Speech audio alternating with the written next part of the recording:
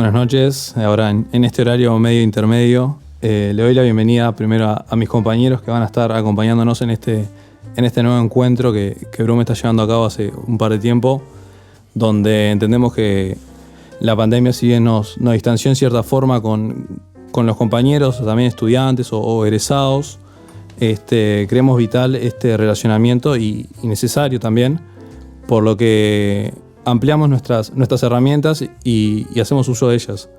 Ahora en este evento o también de otras formas como hemos hecho antes mediante Zoom. Bienvenido Joaquín Aval. Buenas noches. ¿Todo bien? Todo Arturo tranquilo. Rodríguez. Buenas noches. Yanela Gularte. Hola. Y hoy vamos a estar hablando sobre un tema que dentro de la Facultad de Derecho, con un invitado muy especial, dentro de la Facultad de Derecho no se tocaba mucho, o si bien se ha tocado, son pequeñas las puntualizaciones que se han hecho. Nos va a estar acompañando en realidad el doctor Raúl Williman. Buenas tardes. Buenas tardes, un gusto estar acá. Por favor, un placer tenerlo. Y nos gustaría, primero, más que nada, antes de entrar bien en el tema, cómo es el proyecto o la asociación AFAVIDE en la cual usted, mediante el consultorio, tiene un relacionamiento, un vínculo. Si puede explicar un poco para aquellas personas que no están tan familiarizadas. Claro, cómo no. Lo primero que pasó es algo importante, que es que la Facultad de Derecho de Lodelar se planteó realizar actividad de extensión y académica práctica en materia penal, lo que no había pasado nunca, ¿no? O sea, el consultorio jurídico tiene más de 80 años, sabemos del prestigio que goza. Sin embargo, teníamos una deficiencia en cuanto a que no podíamos hacer práctica penal y dependíamos exclusivamente de las pasantías. Eso era una necesidad de nuestra facultad y lo que tiene que ver con la formación de los estudiantes en materia penal y en materia penal práctica. Ahí se conjugaron varias cosas. Una es el nuevo código. El nuevo código del proceso penal cambiaba sustancialmente las reglas de juego. Aparecía el proceso adversarial, acusatorio, dejamos de tener el inquisitivo y además aparecía la víctima. Y en ese contexto, AFAVIDE, es una asociación de familiares de víctimas que hace 8 años justamente trabaja en el tema, venía insistiendo en la necesidad de que las víctimas tuvieran asistencia jurídica gratuita.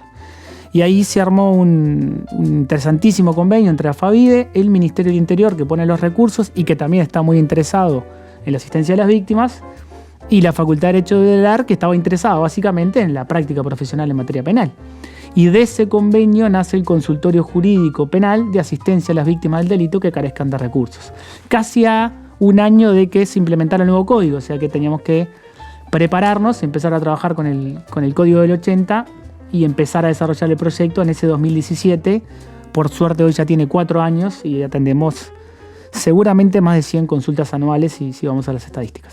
Bueno, bien. Acá tenemos un compañero que tuvo una experiencia también contigo y con el consultorio, Joaco. No sé, ¿qué te pareció a vos desde tu punto de vista?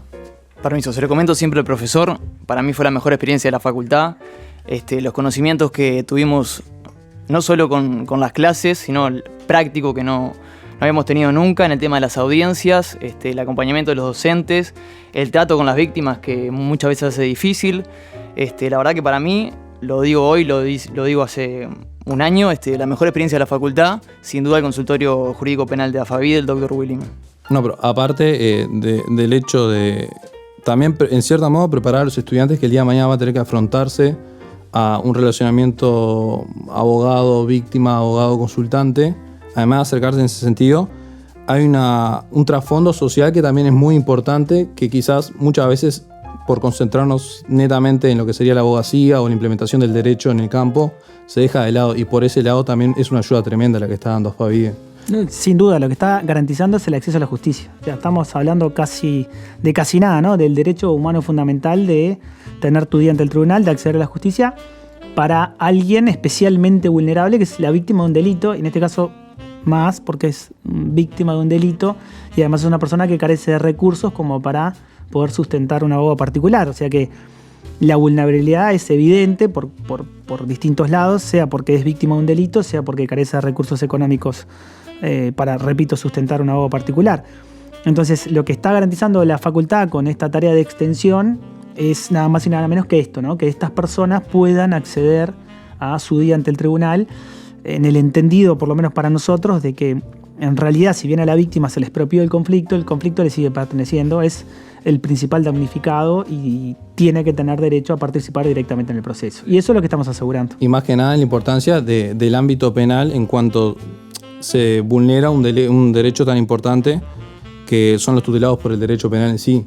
Mismo, no sé, se me ocurre Gianni, que está metida un poco con el tema de los casos penales, o por así decirlos, o las acusaciones que último momento han salido por parte de la Facultad de Derecho, más que nada en relación a las mujeres, que se está, en este siglo, en los últimos tiempos, se están visibilizando cosas que quizás antes no las veíamos o no sabíamos entenderlas, y desde Brum, por lo menos desde el sector de mujeres, esta iniciativa podrían vincularse, y hay un lindo razonamiento a hacer a futuro. No sé, Gianni, ¿qué pensás? Bueno, primero que nada que quiero felicitar a Fabide, a Joaco y al doctor, porque la verdad que la labor que realizan, desde hace varios años se ha buscado dimensionar la magnitud de la violencia de género mediante diversos estudios mundiales, regionales y también nacionales, que señalan la alta responsabilidad ética que tiene el Poder Judicial en garantizar seguridad de las víctimas de violencia de género, brindando protección a las mismas durante todo lo que es el proceso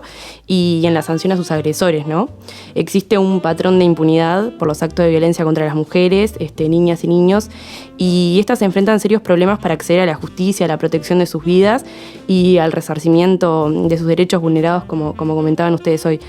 AFAVIDE, justamente ha buscado procurar y acompañar a la víctima y a las familias a atravesar todo este proceso propiciado por el acto delictivo.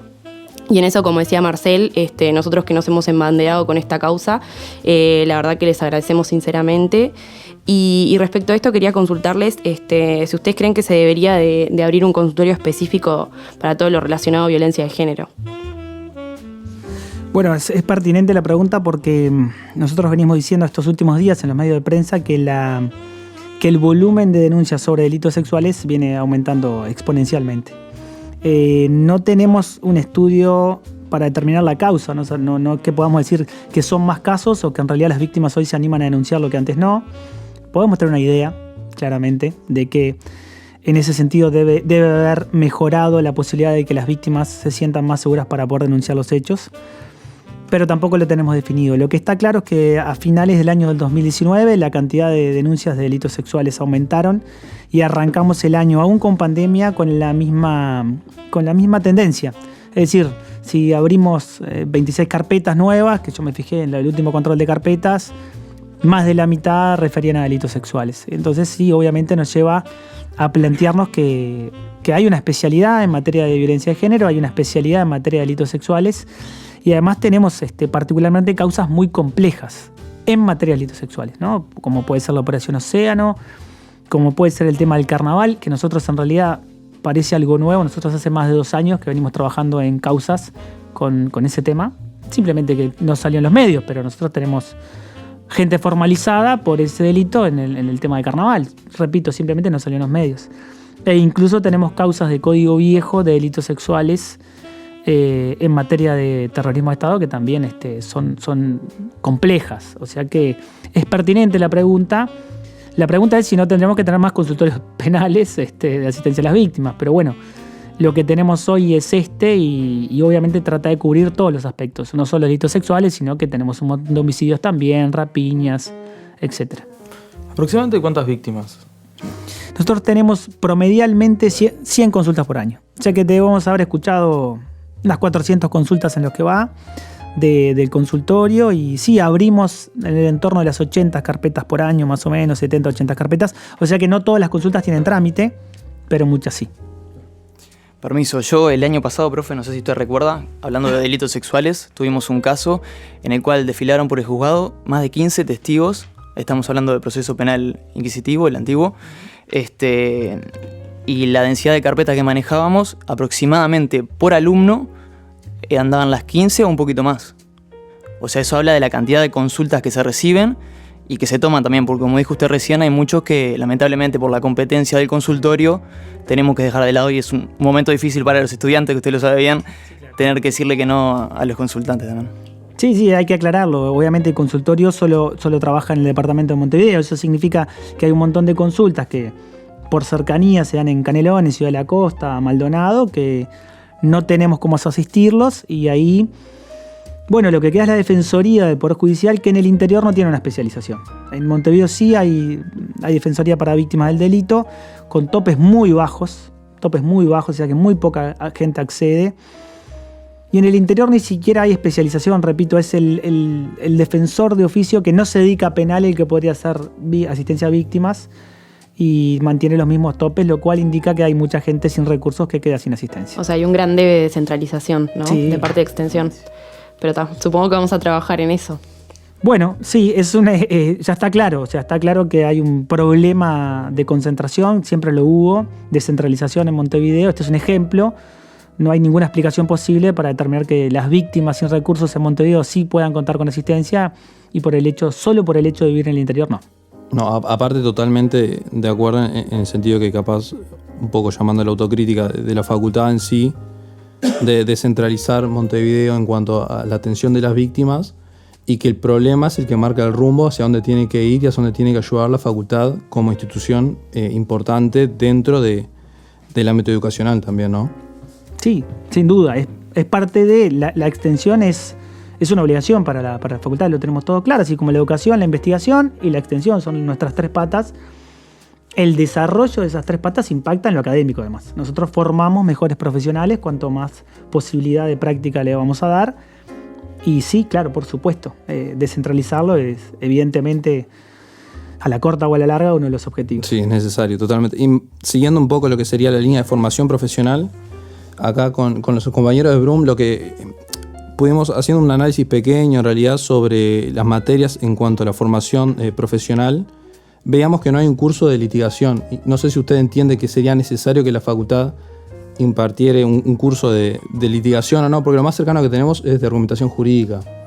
Pero a nuestro entender no llega a ser un curso que pueda saciar las necesidades que el día de mañana los abogados, litigantes, van a tener que enfrentar a un juicio oral, por ejemplo. No cabe duda. Sería más específico. En realidad estamos en el debe con un curso de litigación oral penal. Para hacerlo concreto, que es toda una especialidad. Tal vez desde el Instituto de Práctica Profesional, antes de Técnica Forense y Práctica Profesional, ya se está trabajando porque, a ver, hay distintas formas de verlo. Creo que cuando alguien llega a consultorio y pretende hacer una práctica penal, nosotros deberíamos asegurarnos de que tiene tres materias sólidamente, en tres materias está sólidamente formado.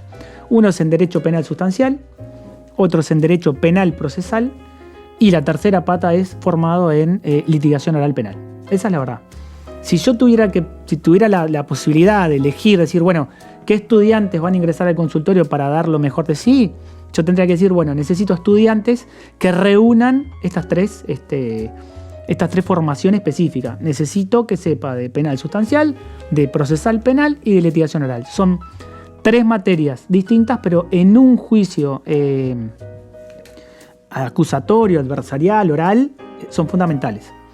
Si un profesional hace agua en alguna de las tres, evidentemente su actividad profesional va a verse menguada y casi nada. Los derechos de quien representa también, sea un defensor respecto al imputado, sea un defensor de la víctima respecto a la víctima, o sea la propia fiscalía respecto a los intereses de la sociedad y de la víctima puntualmente.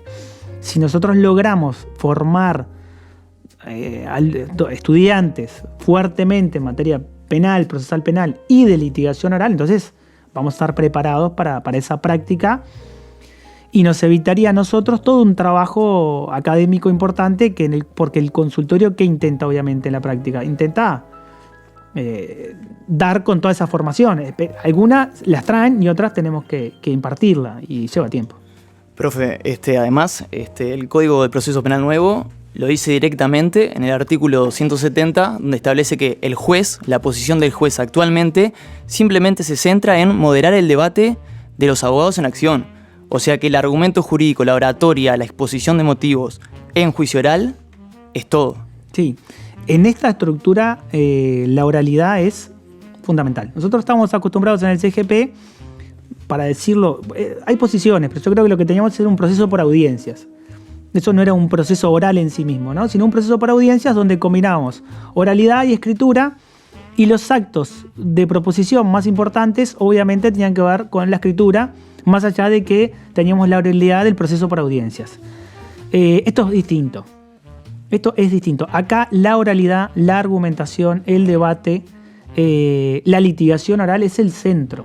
Es realmente el centro porque esto es un juicio donde básicamente todo sucede en audiencia y los actos de proposición escritos que existen son, no digo que no sean relevantes, pero son mucho menos relevantes que la actividad que se da de forma oral. Litigar oralmente es un ejercicio, es fundamentalmente estratégico.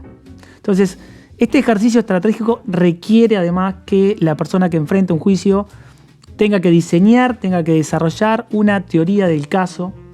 Eso es fundamental. Y al desarrollar esa teoría del caso, lo que va a intentar es explicar los hechos desde su ángulo, desde su punto de vista. Y necesitamos formación para eso, porque desarrollar una teoría del caso requiere necesariamente apoyar esa teoría del caso, que es nuestra versión de los hechos, en tres elementos fundamentales. Uno es el fáctico, esto es cuáles son los hechos para mí, cuáles son los hechos que efectivamente acaecieron, porque todos ustedes saben, estamos hablando de un hecho pasado, entonces como es un hecho pasado hay que reconstruirlo, eso se hace a través de la prueba, por eso tiene un elemento fáctico fundamental que son los hechos. Uno jurídico que tiene que ver con la calificación jurídica, esto es esos hechos, qué tipo de delito tipifican. Y uno probatorio, que es fundamental, es el tercer elemento que tiene que ver con la prueba con la que cuento para justamente determinar la existencia del delito, la participación del imputado en el delito y su grado de responsabilidad. Sea que esté en la posición de acusador, como en el caso de la fiscalía, sea que esté en la posición de defensa o sea que esté en la posición de defensa de la víctima. Necesito diseñar una teoría del caso. Lo que está claro es que esta forma de litigar no admite ninguna forma de actuar ligeramente o de improvisar o llámele como quiera, talentear. Eso es imposible. Eso es imposible. Entonces tu pregunta es más que pertinente. Obviamente hay que trabajar en litigación oral y hay que desarrollar las materias que lo cubran. Una consulta. Bueno, son dos preguntas. La primera, anteriormente, ¿no? Antes de este cambio de paradigma de lo que va a ser en el cual la oralidad tomó un lugar de suma importancia. Sí, claro. Anteriormente, esta capacidad de oratoria, ¿no? De argumentación, ¿la obtenían por la experiencia? Claro, sí. En realidad no había nunca una materia, pero tampoco había tanta necesidad. No había necesidad. Entonces, ya diciendo que ya venía por la experiencia, ¿cómo se enfrentan los antiguos egresados, ¿no? Ya los profesionales frente a este cambio de paradigma? Porque en realidad se les va a pedir que... Perfecto. O sea, se les exige que tengan ahora una cantidad de competencias que nunca fueron necesarias. Está perfecta la pregunta y hay otro debe. El debe de la formación de los egresados sobre un aspecto que no fue nunca contemplado porque no existía la necesidad. Pero hoy si yo le digo a un egresado que no tuvo esa formación, que va a tener que enfrentarse a una audiencia de formalización, a una audiencia de prórroga de medida cautelar, a una audiencia de control de acusación y a una audiencia de juicio donde va a tener que hacer un alegato de apertura, que nunca escuchó en su vida de qué se trata, que tiene un impacto tremendo, porque el impacto ahí es donde uno recién por primera vez expone su teoría del caso, y es la primera vez que le cuenta al juez cuáles son los hechos desde su ángulo, cómo pretende probar esos hechos. Evidentemente va a asegurar que eso va a quedar probado, cuál es la calificación jurídica que hace, y esto está estudiado. El impacto de lo primero que escuchamos es determinante. Y bueno, ¿quién estudió alegato de apertura si no existía el alegato de apertura? Entonces lo que tú decís es importante porque eventualmente estamos hablando de qué pasa con los estudiantes que están cursando la carrera hoy, con la formación en este sentido, y qué pasa con nuestros egresados y la formación en ese sentido. Es una brecha gigante. Porque además una cosa es tener 100 audiencias por año, que la formación casi aparece como natural, porque uno tiene 1, 2, 3, entonces la va desarrollando. Y otra cosa es, eventualmente, no conozco el tema, entonces no lo hago, y bueno, entonces se genera un vacío, porque no conozco, no lo hago, necesito la formación para animarme a hacerlo y empezar a recorrer un camino que es necesario si voy a encarar una defensa penal, porque la otra opción podría ser no más penal. Claro. Me voy a olvidar de mi abuelo cuando salió el CGP, que ya era mayor, dijo, bueno, tengo 2 opciones, una me jubilo, porque estudiar todo esto, me decía a mí, fallecido, pero estudiar todo esto es imposible. Entonces, cuando me agarran esa etapa, el cambio es tan profundo que, bueno, ahí hay 2 opciones, o me ayorno o no lo puedo hacer. Claro. Por lo menos no seriamente, ¿no? No. Que es lo más importante, porque también podés hacerlo, como yo decía. No, uno puede talenteando, improvisar. probando, improvisando. Bueno, es el peor lugar y los estudiantes me Nos ha avalan pasado. eso, claro. Nos ha pasado. Me ha pasado, por suerte tengo a muchos testigos que son los estudiantes de lo que puede llegar a ser intentar improvisar en una audiencia de ese tipo con un juez que controla la pregunta todo y con una fiscalía que viene preparada. Digo, después lo comentamos y bueno, optamos por aprender de eso y no vivirlo como algo jocoso, que podría serlo. Optamos por decir, no, esto es un aprendizaje. Esto es lo que hacemos nosotros y eso es lo que no se puede hacer. Y no deja de ser un ejemplo también práctico y muy útil. Recuerdo clarito las palabras del profesor Ganimián: Joaquín, no se va a talentear a las audiencias, estudiate bien el caso. Y la verdad que se vio varias veces en lo que es la práctica, en el consultorio, la diferencia entre una persona que prepara su teoría, como dijo usted, profesor, y la persona que va a sentarse delante del juez a contar un cuento. Es muy diferente. Sí, lo que pasa es que uno tiene arraigado, uno está pronto porque en definitiva litigar oralmente implica dos cosas, es narrar y persuadir. Entonces todos sabemos más o menos narrar, porque es nuestra forma de, si tenemos que contar algo, narrar oralmente algo es algo que traemos incorporado. Lo que pasa es que esto se vuelve algo técnico y el objetivo principal de litigar oralmente es narrar y persuadir. Y para narrar y persuadir tengo que prepararme, y para prepararme tengo que, repito, definir mi teoría del caso, analizarlo. Eso implica analizar estos tres aspectos, repito, fáctico, jurídico y probatorio, analizar mis falencias, mis puntos fuertes, los de la otra parte. O sea, realmente lleva un trabajo, en este caso los alumnos lo hacen con un informe muy importante previo a cada audiencia, donde nosotros ahí evaluamos al estudiante en cuanto a su formación, porque el informe o está bien o está mal, no hay muchos puntos medios en realidad, o preparó todo lo que tenía que preparar, blanco negro. o claro, quedaron blancos, quedaron claros, o está bien preparado. Y bueno, obviamente la primera vez que llega el informe no está bien, pero ¿qué le vamos a exigir? Me pasó. Claro. Pero sería vamos a ilógico. seguir pasando. No tiene formación en litigación oral, tiene algún bache en algo procesal o sustancial, el informe no va a estar bien. No, tenemos que trabajar en mejorarlo. Lo importante es que cuando salgan, el informe se lo van a hacer ellos mismos. O sea, cuando ellos tengan que ir a litigar, el informe va a estar bien hecho porque ya lo hicieron, ya pasaron por ahí. Termina siendo una suma de situaciones, tanto de la experiencia del estudiante o del profesional del futuro, como el que está formado o el que se está formando, y juxtaponen esas dos posiciones en realidad. Claro, en realidad es parte de la experiencia. Es parte de la experiencia que cambia, porque podemos hacer un curso, por eso todo es básico. Es importante la formación en penal sustancial, procesal penal, litigación oral, y ahí vas a tener toda la teoría. Pero algún día, para ejercitarlo, hay que pasar por ahí. De hecho, con algunos alumnos, me acuerdo de un también colega tuya, Santiago Novoa, decíamos, qué bien estaría que por alguna ley habilitara a que el estudiante realizara el acto asistido por el docente, pero lo realizara él. Entonces, Joaquín me hace el alegato, pero lo tengo que decir yo. Está bien, al armarlo, practicó, ejercitó y seguramente lo dijo, porque tuvo que decirlo para ver si lo que armó está bien, pero cuánto más interesante sería que pudiera alegar en audiencia. Lo máximo que llegamos es a que se siente el estudiante con nosotros, en nuestro espacio, y nos asista permanentemente, pero tenemos que actuar nosotros, ¿no? Y el estudiante lo que hace es verlo. Claro, no es lo mismo vivirlo en carne propia que verlo a través de otra persona totalmente. No, de todas formas es lo más cercano, ¿no? Porque prepara el alegato, lo corregimos, lo discute, por poner un ejemplo específico de alegato de apertura o clausura.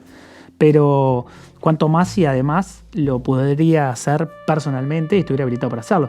Quiero decir, un médico, no me quiero meter en otras facultades, pero un médico que está haciendo su práctica opera, asistido, ¿no? Pero opera. Bueno, entonces yo le podría decir, Joaquín, te toca. Y él alega y cuando le toca hacerlo como profesional, no va a ser la primera vez, ¿no? ¿Y qué sería lo mejor? Y que hubiera operado muchas veces. La verdad que yo prefiero que cuando lo largo sin asistencia, operó muchas veces. Entonces va a salir y no voy a tener dudas en cuanto a su formación. Lo hará mejor o peor, hay cosas innatas, hay cosas a mejorar, pero eso siempre, en práctica profesional siempre fue igual. Hay gente que escribe mejor, hay gente que habla mejor. Todas esas virtudes hay que desarrollarlas. No es que alguien que no habla, no, todo se desarrolla, pero para desarrollarlo hay que ejercitarlo. Totalmente, pero es importante también el respaldo que brinda el profesor en ese momento. Sí, bueno, esa es nuestra responsabilidad, que es doble acá, académica, en formarlos, y la de extensión de que el caso esté bien llevado, ¿no? Es tremenda responsabilidad, eso no cabe duda. Totalmente. Me cuesta salir un poco del tema del debe y la facultad en ese sentido, porque la argumentación jurídica sí tiene mucho que ver en eso, pero el cara a cara, el enfrentarte a lo que serían las tres verdades en realidad, la verdad del abogado defensor, del fiscal y del juez. Y cómo eso que tanto se dice de que para enfrentarte a un juicio tenés que tener la razón, tenés que tener el derecho, pero también tenés que saber pedirlo.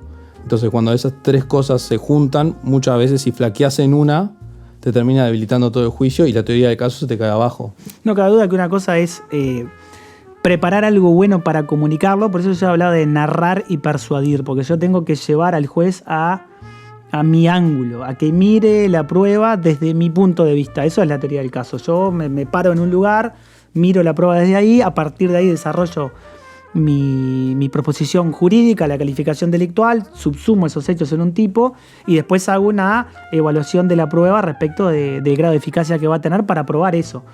Pararme desde ahí y convencer, persuadir al juez de que ese es el ángulo en el que debe mirar la prueba, es todo un trabajo. O sea que puedo tener algo muy bueno para comunicar y ser malo comunicando.